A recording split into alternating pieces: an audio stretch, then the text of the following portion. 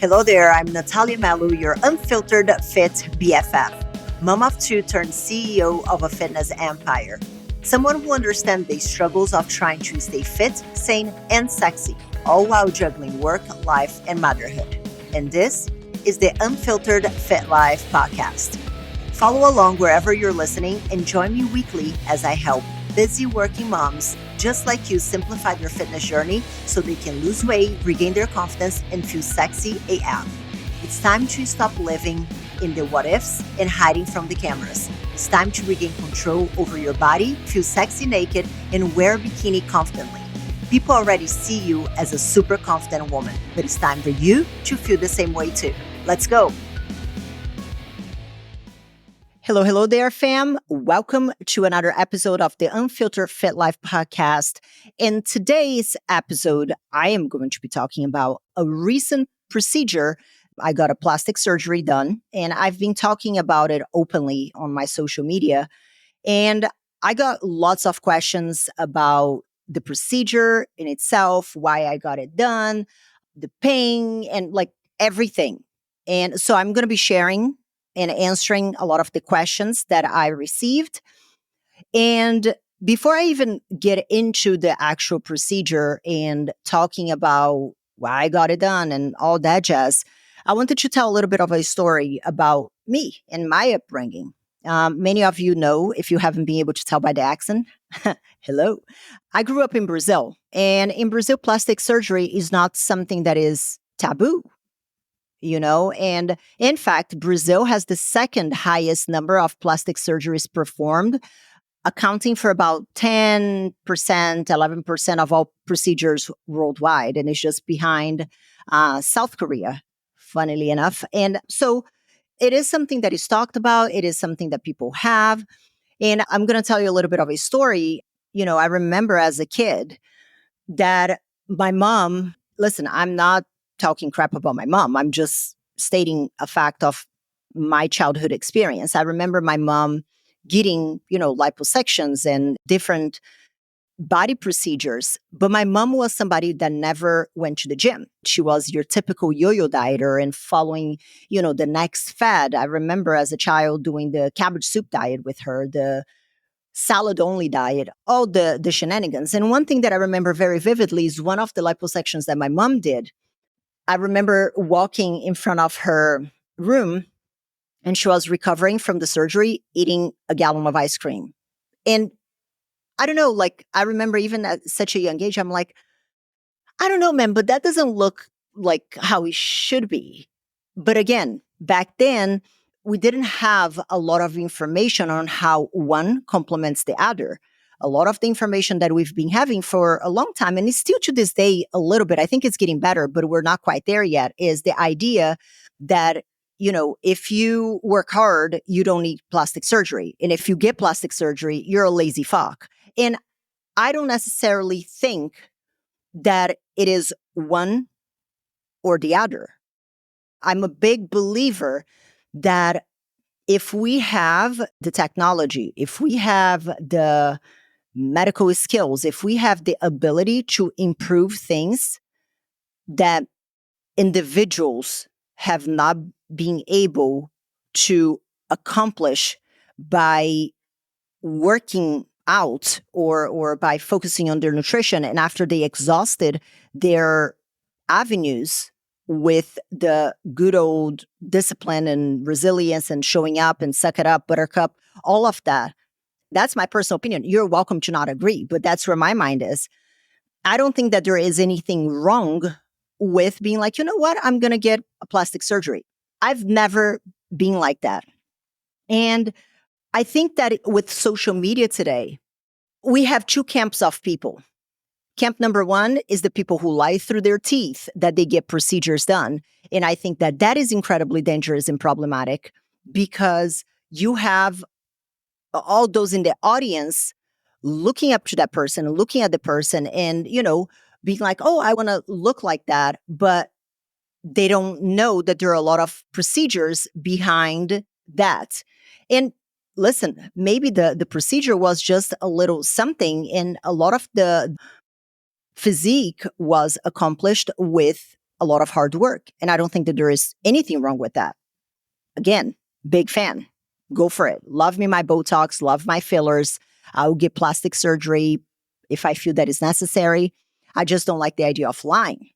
And then we have the other camp of people who's like, you have to love yourself as is because you're a piece of shit because, you're wanting to change your body. And I think, in my opinion, that's wrong too, because why in the world I'm going to not improve something in my body that bothers me and just live with it?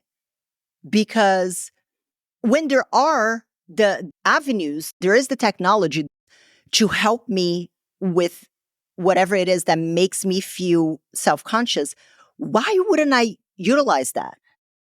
So I don't like this whole idea. And that's a problem that you run into. So you have the people that don't talk about the procedures that they have got done. And I have a problem with that. But on that same token, it's problematic for you to talk about that because then you have all the people, they're like the all natural kind of folk. You want to be all natural? Go for it, boo. Keep it up.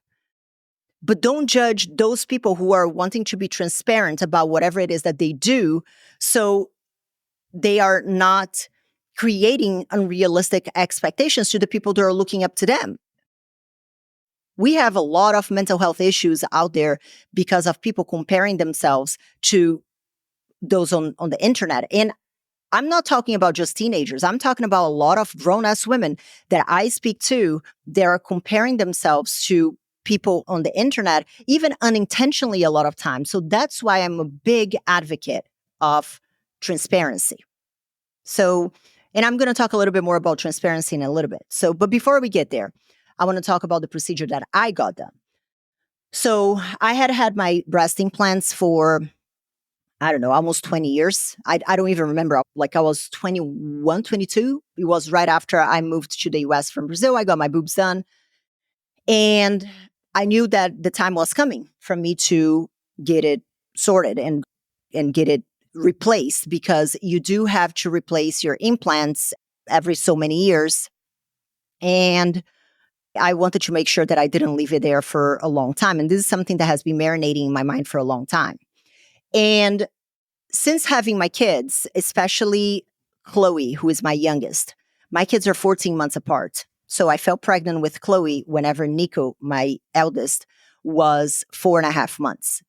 So my body went through a lot of changes in a short period of time. I also had a C-section. And after I had my daughter, I had some skin in my belly, and it didn't bother me at the time. I was like, okay, it's here. Maybe it'll go away.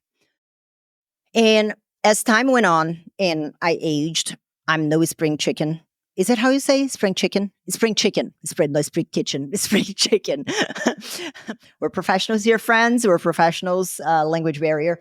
But I'm no spring chicken. So as I started to age and obviously losing some collagen, I started to see that the texture of my skin and, whenever I put on a swimming suit, the skin was droopy and it started to bother more and more. And what I started to catch myself doing is, despite all the work and the effort that I put in the gym, in my nutrition, in making sure that I stay, that I'm mindful and I'm eating according to my goals and I'm doing the necessary things that are under my control, I was doing all of those things. Yet I was like, you wouldn't catch me wearing, a sports bra in the gym because of the skin in my belly.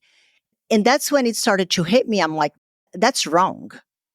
That's wrong because I'm doing everything that I can that is under my control and it's not going away. And it's starting to impact, my confidence.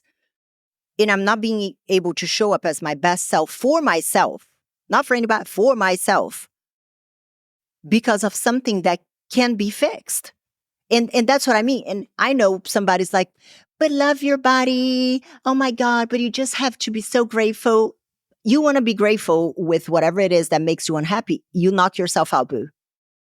If that's how you want to live your life, I am not going to judge you. But for me, I'm a big believer that we have one life only. And you better believe that I'm going to go in that coffin looking hot as fuck. And I'm going to keep it up for as long as I can.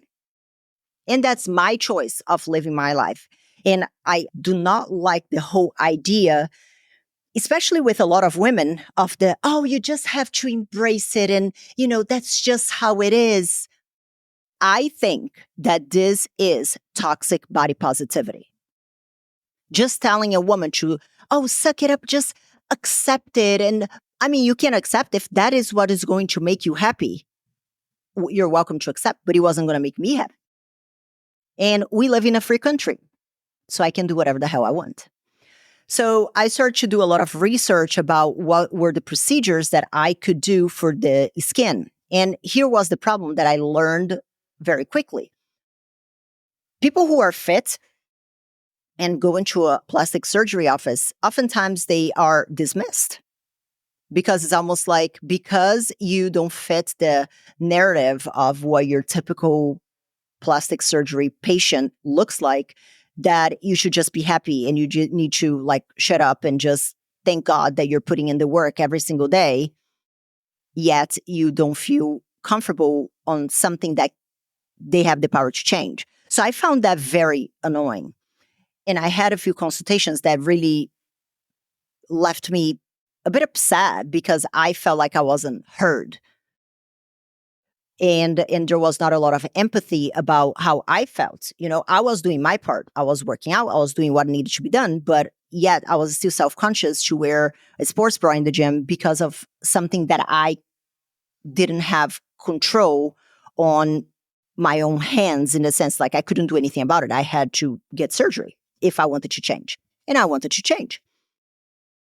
So I kept on looking, and I couldn't find anybody that truly listened to me and gave viable options, because that was another thing that I learned. Because my skin was above my belly button, a regular tummy tuck would be my only option. A mini tummy tuck wouldn't pull enough skin.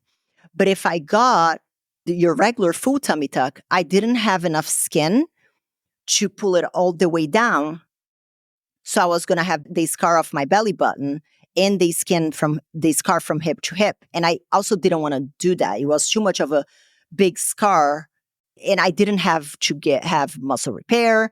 It was strictly the skin. So I kept on asking and researching and speaking with people and looking it up. And it was continuously something that bothered me. And then eventually I heard about what is called a reverse tummy tuck. And a reverse tummy tuck is whenever they pull the skin up, and that addresses the loose and saggy skin above the belly button. The doctor cannot do, from my understanding, muscle repair on that procedure unless the only part that you need muscle repair is on the part above the belly button. And the incision that they use is the same incision that they use for the breast augmentation, or in my case, I was going to change my implants. So I was already going to be under. I was already going to have this scar. We just had to make this scar a little bit bigger so she could pull enough skin. And she got about as much as 4 fingers. I don't know how many inches that is. Listen, my spatial awareness is terrible, but about 4 fingers, if you were to kind of do as if you were holding up a number 4 on your hands, put the fingers together. That's about how much skin she was able to pull it out. As of right now, I don't have a scar in between my breasts, but I do have some skin that the Dr. Rachel Walker, that was my surgeon, and I'm interviewing her on the podcast next week. So if you want to hear the part 2 of this, the procedure and how to find the right plastic surgeon for you, what questions to ask, if you want to learn all of that, tune in into the next episode, because I'm interviewing my plastic surgeon, Dr. Rachel Walker. So there is a little bit of skin in the middle, but she told me beforehand that it could happen, and, to give it time. And if the skin is still there, she can make 2 small incisions on the side of my breast and pull the skin. Nothing big. So that was the procedure that I got done. And I also got something that's called Renuvion, which is a skin tightening kind of device. Normally, it is done with a liposuction because the cannula needs to go in. However, I did not get the liposuction. Dr. Rachel Walker said that she wouldn't do it because my body fat percentage was already too low and I didn't have anything to suction. So it was strictly the Renuvion. It is a skin tightening device, and you do not see the results from it right out of the gate. It starts to kind of work its magic 6 months to 9 months after. So everything that I'm seeing right now is primarily just from the reverse tummy tuck. And in about 6 months, well, as of right now, 4.5 months, that's when I'm going to start to see the benefits of Renuvion. Again, from what I have asked, and I'm somebody who asks a lot of questions. On my first consultation with Dr. Walker, I was there for like an hour and 10 asking her questions. It was wild. And that was one of my questions regarding the Renuvion, what kind of expectations I needed to have. And, was it going to be, oh my goodness, so drastic? It does tighten the skin, but it's not going to be something like, oh my goodness, it's like her skin is glued to her. No, it's very subtle. I'm so far very happy with my results. It's only been 4 or 5 weeks, so I know that there is still a lot of progress. And I think that that's a big piece of the puzzle is coming into it with the right expectations. And I think that here's the take home. And that's something that I have spoken with Dr. Walker as well, is that people think that plastic surgery will replace hard work and will not. If you have a problem not being able to lose weight, having a liposuction is not going to change your habits. What's going to happen is that you might need to lose some weight to get the surgery. You lose the weight, you have the liposuction, and then you go back to your old habits before, and then you look like a busted can of biscuits because you're removing the fat cells from that specific region, but then whenever you gain weight, you're going to gain weight in the fat cells that are left.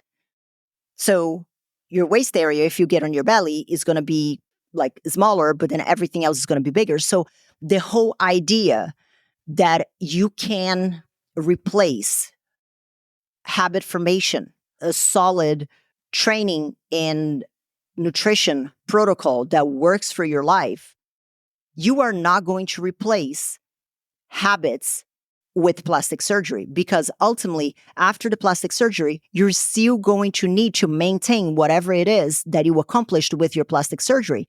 And you're going to be doing yourself a disservice by getting the surgery and thinking that you're going to be able to miraculously change your habits afterwards. Because I have seen this time and time again with ladies who have done tummy tucks, mummy makeovers, bariatric surgeries. A lot of our members have come to us after all these procedures and they didn't know how to navigate the day-to-day to maintain the results. So they ended up wasting money on the plastic surgery and not wasting money just to pay for the plastic surgery, but also the money that you don't make when you're not out there in the workforce, the pain, because that's something that I'm going to be talking about next. It was painful. It was hard. The first week was hard. So this is something that I want to leave you with here is to really think about the order of operation of what needs to happen. Because if you think that you're going to go into a plastic surgery office and you're going to have a liposuction or a mummy makeover or whatever it is that you decide that you want to do without addressing your eating habits, without addressing your training, your physical activity, and without addressing your perception of your own body. Because until you realize and you do everything that you can to bring your body to optimum state, it's going to be very hard also to even navigate the recovery process. The healthier you are, the quicker and the smoother is going to be your recovery process. And that's, I mean, a lot of groups, for plastic surgery, for tummy tucks and all that. And that's one thing that I see a lot of women talking about, oh, I need to lose 25 pounds in 2 weeks because that's when my surgery is. And my doctor told me to lose weight. And I'm like, how does that make sense? Like, how does that make sense? Because you have the surgery, and then what happens afterwards? You're going to look like a busted can of biscuits, not to mention the waste, the feeling of defeat, the feeling of being, not accomplishing a goal that you've set for yourself. So this is just something to keep in mind. Plastic surgery and fitness and training and being consistent with your nutrition and your all the things that need to be done, they are not mutually exclusive. They need to coexist. It's not just one over the other. It's both. Because by the time you get to the surgery, you need to know what you actually need. What is like really, really, really what you need. And you're going to have a lot more trust in your body and how it heals. And which then brings me to a question that I got asked often, which is regarding the pain. I'm not going to lie, you guys know that I'm as honest as they come. That shit was hard. Especially the first 4 days. It was so hard even to breathe because she had to put an internal bra that was anchored on my rib. So every time that I took a deep breath, it hurt. Every time that I walked, and my feet hit the floor, there was a little bit of bounce and it hurt. So go into it knowing that there is going to be a level of pain and be okay with that and advocate for yourself on, if you are in a lot of pain, there is nothing wrong with advocating for yourself, speaking to your surgeon and asking for something that might help you more with managing the pain. I think that we have a lot of people that want to white knuckle this level of pain. I'm not one of them. If there are medications for me to not feel the pain, I'm in, but I'm going to start chewing myself out. I start chewing myself out at around day 5. So this was my experience. Now, the last question that I got asked very often was regarding my training. And that was another big thing for me about the surgeon that I picked, which again, with the episode with Dr. Walker, we're going to talk about a lot how to find the right surgeon for you and what questions to ask to make sure that it's not only somebody who aligns with your beliefs, but also somebody that is not going to kill you. Because there are a lot of, chop shops out there. And because they're cheap, people go towards it. And listen, one thing that I'm not going to be saving money on is somebody who's going to cut me open. That's anything to do with my body, my health. The cheapest routes, it's not I'll buy the supermarket brand of rice instead of the bougie rice. I'm okay with that, but I'm not about to pinch pennies on somebody who's going to cut me open. I digress. But that's another thing that I liked about her is she is somebody who trains. She is somebody who is active. So she was able to give me very, specific directions on what I should and should not be doing.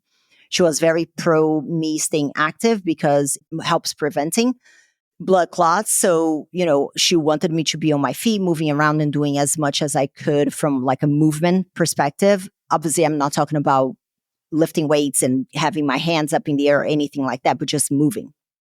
Then it's starting at about the 2-week mark, I start just doing stationary bike, just sitting on my Peloton and just moving my legs because I was going a little bit crazy. Nothing strenuous, nothing. It was almost no resistance. But for me, it was just to get back into some kind of routine that I'm used to. I'm a big fan of routine. So I found that part was important. Around 3 weeks, I went back to the gym, but just to do cardio. That's the only thing that I was doing. I would go to the gym, do the elliptical, get back in my car, go back home.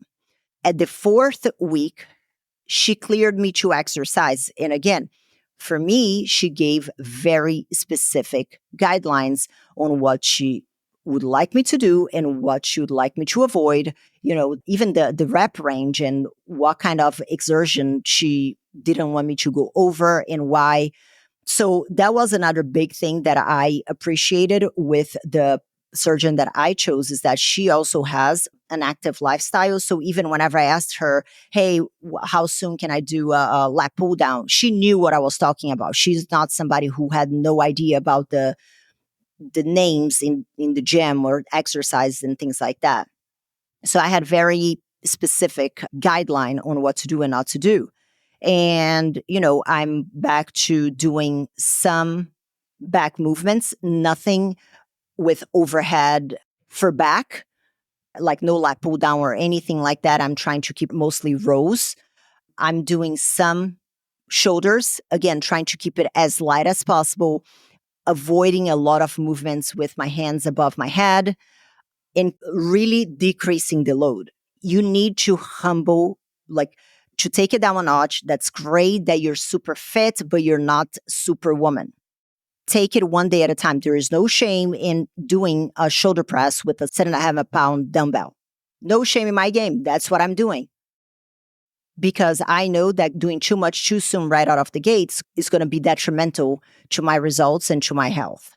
But again, this is what has worked for me. I'm not saying that that's what's going to work for you. And that's why it is important to have a surgeon that you're going to be able to have the conversation with and ask questions and have specific guidelines. Now, at about 4.5, 5 weeks, I'm starting to slowly get a little bit heavier, still on the higher rep range. I'm not going very heavy. And one thing also that I forgot to mention is that in the very beginning of going back to the gym, she recommended to not do anything that would increase my heart rate significantly because it can impact with swelling. So that was another thing that I kept in mind as well. And this has been what I have been doing in regarding the transparency piece. I'm going to keep on sharing the things that I do. People get all big mad when I talk about my Botox. People get all big mad and like butthurt because I talked about my plastic surgery, that I'm setting unrealistic expectations for people. I quite honestly do not give a shit. I think it is my moral responsibility as someone who has a platform on social media to be honest and transparent about things like this. And I am a fitness coach. I would be an absolute monumental fraud if I sat there and I told you all the things and I got a procedure and I didn't talk about it, even though I had six-pack abs before I had the surgery. It wasn't the surgery that completely it completely changed it, but I do believe in transparency. Like if I hire any kind of coach, I don't know, it would be kind of like me hiring a business coach who is, walking around saying that he is some kind of billionaire, but then I find out that he won the lottery and that's how he built his money. That's, in my opinion, false advertisement. Maybe he's good at managing money. That's great. But I think that the transparency on the get-go is important. And that's why I'm sharing. And, somebody said, oh, it's sad that you feel the need to justify. I personally don't see this as justifying. If you do, I'm cool to be corrected. I just believe that this is a way to be honest and transparent because that's how I am. That's how I do business. And that's how I expect people who I associated with to act, honest and transparent manner. So that's the motto I live by and the motto that I expect in return for those people around me. So that's why. So thank you so much for listening. I hope this episode was helpful for you to help understand. I had lots of questions on social media, on my Instagram. I try to answer a lot of them, but sometimes it's hard to articulate with just typing. So I recorded this podcast episode for you. And stay tuned because next week I am going to have Dr. Rachel Walker, who was my surgeon, answering a lot of questions. I already recorded the episode with her earlier today. But she gave a lot of very practical tips on how to find the right surgeon for you. She shared a lot of things that I had no idea about surgeons advertising themselves as board certified and what that actually means. So I really think that you're going to love the episode next week. So stay tuned. And if you feel inclined, if you love this content, if you feel like this was helpful and insightful, I'd love to hear from you. So share this podcast on social media, on your Instagram, tag me, send me a DM. I'm always on my DMs. I am very active on my social media. You can find the links for it down in the show notes. And if you have an additional, 2 or 3 minutes of your time, I would love if you could leave me a review. Those reviews help me and help other people find this content that is honest, transparent, unfiltered. And I really feel that that's what the world needs more of. So if you like this kind of content and you think that what I am putting out there is beneficial, please leave a review behind, share this with a friend, share this on social media, tag me, tell me what you'd like to hear more about. This is for you guys. So thanks so much for listening, and I'll see you next week. Adios. Bye. Thank you so much for tuning in this week. But let me ask you, what was your aha moment in today's episode? I would love to know. You can leave me a comment or voice message at the link in the show description. You can also follow me on Instagram and let me know what topics you want to hear more about or who I should have on the show. As for today, this is it for today, guys. I'll see you back next week for another episode of the Unfiltered Fit Life podcast.